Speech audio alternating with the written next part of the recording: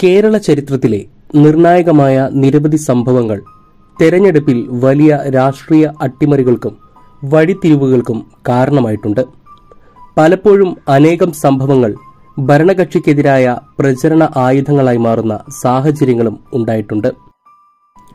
80കളിൽ ഇടുക്കി ജില്ലയിലെ ഒരു ഗ്രാമത്തിൽ ഒരു ബസ് റൂട്ടിന്റെ പേരിലുണ്ടായ തർക്കം പിന്നീട് കേരളത്തിൽ വലിയ കോലിളക്കം സൃഷ്ടിച്ച തങ്കമണി സംഭവമായി മാറുകയും തുടർന്ന് വലിയ രാഷ്ട്രീയ അട്ടിമറികൾ വരെ സംഭവിക്കുകയും ചെയ്തത് അത്തരത്തിലൊരു ഉദാഹരണമാണ്. 1982 അധികാരത്തിലേറിയ കെ കരുണാകരന് തങ്കമണി സംഭവത്തെ തുടർന്ന് ചരിത്ര പരാജയം നേരിടേണ്ടി വന്നു. കേരളത്തിലെ പോലീസ് ക്രൂരതകളുടെ ഏറ്റവും വലിയ ഉദാഹരണമായി ഇപ്പോഴും തങ്കമണി സംഭവത്തെ പലരും ചൂണ്ടിക്കാണിക്കാറുണ്ട്. ദിലീപ് നായകനാകുന്ന തങ്കമണി എന്ന പേരിൽ പുറത്തിറങ്ങാനിരിക്കുന്ന ഏറ്റവും പുതിയ ചിത്രമാണ് വീണ്ടും തങ്കമണി സംഭവത്തെ ചൂടുപിടിപ്പിക്കുന്നത്. ചിത്രം പറയുന്നത് യഥാർത്ഥ തങ്കമണി സംഭവമാണോ എന്ന് മനസ്സിലാക്കാൻ ഈ വീഡിയോ അവസാനം വരെ കാണുക.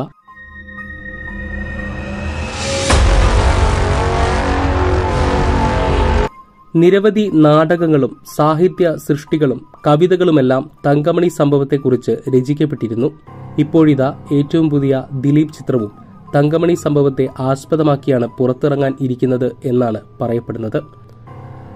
1986 ഒക്ടോബർ 21 ഇടുക്കിയിലെ കാമാക്ഷി പഞ്ചായത്തിലെ തങ്കമണി എന്ന ഗ്രാമത്തിൽ ഒരു ബസ് റൂട്ടിന്റെ സർവീസുമായി ബന്ധപ്പെട്ട് വിദ്യാർത്ഥികളും ബസ് ജീവനക്കാരും തമ്മിലുണ്ടായ തർക്കങ്ങളാണ് സംഭവങ്ങളുടെ തുടക്കം. 1886 കാലഘട്ടത്തിൽ കട്ടപ്പന തങ്കമണി റൂട്ടിൽ പാറമടയിൽ നിന്നും തങ്കമണി വരെയുള്ള റോഡ് ഗതാഗത യോഗ്യമല്ലായിരുന്നു. അതിനാൽ കട്ടപ്പനയിൽ നിന്നും തങ്കമണിയിലേക്ക് സർവീസ് നടത്തുന്ന മിക്ക ബസ്സുകളും പാറമട കഴിയുമ്പോൾ ആളുകളെ അവിടെ ഇറക്കിവിടുക പതിവായിരുന്നു. എന്നാൽ തങ്കമണി വരെയുള്ള പണം നാട്ടുകാരിൽ നിന്ന് ഈടാക്കുകയും ചെയ്തിരുന്നു. ഇതിനോട് നാട്ടുകാർക്കിടയിൽ വലിയ എതിർപ്പുകളുണ്ടായിരുന്നു, പ്രത്യേകിച്ചും സ്ഥിരമായി ബസ്സിൽ യാത്ര ചെയ്യുന്ന കോളേജ് വിദ്യാർത്ഥികൾക്ക്. ഒരിക്കൽ പതിവ് പോലെ തങ്കമണി റൂട്ടിൽ ഓടിക്കൊണ്ടിരുന്ന എലൈറ്റ് എന്ന സ്വകാര്യ ബസ്സിലെ ജീവനക്കാർ യാത്രക്കാരെ പാറമടയിൽ ഇറക്കിവിട്ടപ്പോൾ ഒരു കോളേജ് വിദ്യാർത്ഥി അത് ചോദ്യം ചെയ്യുകയും ബസ് തങ്കമണി വരെ പോകണമെന്ന് ആവശ്യപ്പെടുകയും ചെയ്തു. തുടർന്ന് വാക്കുതർക്കമായി. ബസ് ജീവനക്കാർ വിദ്യാർത്ഥിയെ മർദ്ദിച്ചു, ബസ്സിൽ നിന്നും പുറത്താക്കി.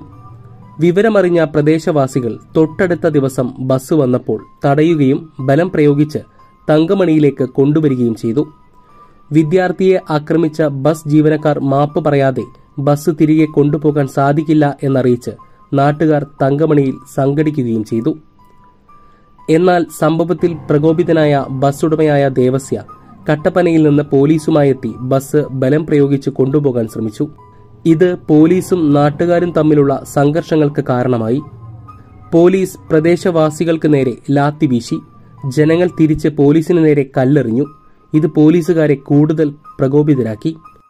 പഞ്ചായത്ത് പ്രസിഡന്റ് മാത്യു മത്തായിയും ഫാദർ ജോസഫ് കോട്ടൂരും അന്ന് പീരുമേട് സർക്കിൾ ഇൻസ്പെക്ടറായിരുന്ന IC തമ്പാനും ചർച്ച നടത്തി പ്രശ്നം രമ്യതയിൽ പരിഹരിക്കപ്പെടണമെന്ന് ആവശ്യപ്പെട്ടെങ്കിലും തമ്പാൻ അതനുസരിച്ചില്ല. തമ്പാന്റെ നേതൃത്വത്തിലുള്ള പോലീസ് സംഘം പിറ്റേ ദിവസം സർവ്വസന്നാഹങ്ങളുമായി തങ്കമണിയിലെത്തുകയും യാതൊരു മുന്നറിയിപ്പുമില്ലാതെ ജനങ്ങൾക്ക് നേരെ നിഷ്ഠൂരമായി വെടിവെക്കാൻ കൽപ്പിക്കുകയും ചെയ്തു എന്നാണ് റിപ്പോർട്ടുകൾ. വെടിവെപ്പിൽ കോഴിമല അവറാച്ചൻ എന്നയാൾ സംഭവ സ്ഥലത്ത് വെച്ച് തന്നെ മരണപ്പെടുകയും ഉടുമ്പയ്ക്കൽ മാത്യു എന്നയാൾക്ക് 2 കാലുകൾ നഷ്ടപ്പെടുകയും ചെയ്തു. തുടർന്ന് ജനങ്ങൾ പരിഭ്രാന്തരാവുകയും പലയിടങ്ങളിലായി ആളുകൾ സംഘടിക്കുകയും ചെയ്തു. അതോടെ ജില്ലയിലെ വിവിധ സ്റ്റേഷനുകളിൽ നിന്നായി നിരവധി വാഹനങ്ങളിൽ 100 കണക്കിന് പോലീസുകാർ വൈകിട്ടോടെ വീണ്ടും തങ്കമണിയിൽ വന്നിറങ്ങി. സർവ്വസന്നാഹങ്ങളുമായി എത്തിയ പോലീസുകാർ കണ്ണിൽ കണ്ടവരെയെല്ലാം ക്രൂരമായി മർദ്ദിക്കുകയും അറസ്റ്റ് ചെയ്ത് കട്ടപ്പനയിലേക്ക് കൊണ്ടുപോവുകയും ചെയ്തു. പോലീസുകാർ വിവിധ സംഘങ്ങളായി തിരിഞ്ഞ് വിവിധ പ്രദേശങ്ങളിലെ വീടുകളിൽ കയറി വാതിലുകൾ ചവിട്ടി തുറന്നു. പോലീസിന്റെ തേർവാഴ്ചയിൽ ഭയന്ന പ്രദേശത്തെ പുരുഷന്മാർ കൃഷിയിടങ്ങളിലും മറ്റും ഒളിച്ച് രക്ഷപ്പെട്ടു.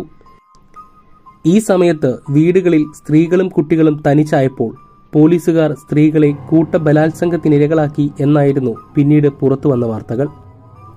പോലീസ് കസ്റ്റഡിയിലെടുത്ത് കട്ടപ്പനയിലേക്ക് കൊണ്ടുപോയ പുരുഷന്മാരും അതിക്രൂരമായ 3ാം മുറയുടെ മർദ്ദനങ്ങൾക്ക് ഇരകളായിരുന്നു. തങ്കമണി വെടിവെപ്പ് എന്നും തങ്കമണി കൂട്ടബലാത്സംഗമെന്നും ഈ സംഭവം പിന്നീട് അറിയപ്പെട്ടു. 1987 നിയമസഭാ തെരഞ്ഞെടുപ്പ് നടക്കാൻ 6 മാസം ബാക്കി നിൽക്കെ നടന്ന സംഭവം രാഷ്ട്രീയ കേരളത്തിലെ വലിയ ചർച്ചയായി മാറി. കെ കരുണാകരന്റെ പോലീസ് നടത്തിയ ക്രൂരതകൾക്കെതിരെ വ്യാപക പ്രതിഷേധങ്ങൾ സംസ്ഥാനമെമ്പാടുമുണ്ടായി. ഇടതുമുന്നണി വിഷയത്തെ ഗൌരവത്തോടെ ഏറ്റെടുത്തു. തെരഞ്ഞെടുപ്പിൽ മുഖ്യ പ്രചരണായുധമാക്കി. കെ കരുണാകരനെതിരെ വലിയ രീതിയിലുള്ള പൊതുവികാരം നിർമ്മിച്ചെടുക്കാൻ ഇടതുപക്ഷത്തിന്റെ പ്രചരണങ്ങൾക്ക് സാധിച്ചു. EMS ആയിരുന്നു ഇടതുപക്ഷത്തിന്റെ തെരഞ്ഞെടുപ്പ് പ്രചരണങ്ങൾക്ക് നേതൃത്വം നൽകിയിരുന്നത്. പ്രധാനമന്ത്രി രാജീവ് ഗാന്ധി നേരിട്ട് വന്ന് UDFന്റെ പ്രചരണങ്ങൾക്ക് ചുക്കാൻ പിടിച്ചെങ്കിലും തങ്കമണി സൃഷ്ടിച്ച പരിക്കിനെ മറികടക്കാൻ കോൺഗ്രസിന് സാധിച്ചിരുന്നില്ല. തെരഞ്ഞെടുപ്പിൽ UDF പരാജയപ്പെടുകയും LDF വിജയിക്കുകയും ചെയ്തു. 1987 മാർച്ച് 26 EK നായനാർ മുഖ്യമന്ത്രിയെ ചുമതലയേറ്റു. കരുണാകരനെ അധികാരത്തിൽ നിന്ന് പുറത്തിറക്കിയ തങ്കമണി സംഭവം ഇതായിരുന്നു. വീഡിയോ ഇഷ്ടമായ ലൈക്ക് ചെയ്യാനും മറിച്ചാണെങ്കിൽ ഡിസ്ലൈക്ക് ചെയ്യാനും മടിക്കരുത്. മറ്റുള്ളവരിലേക്ക് എത്തിക്കാനായി ഈ വീഡിയോ ഷെയർ ചെയ്യുക.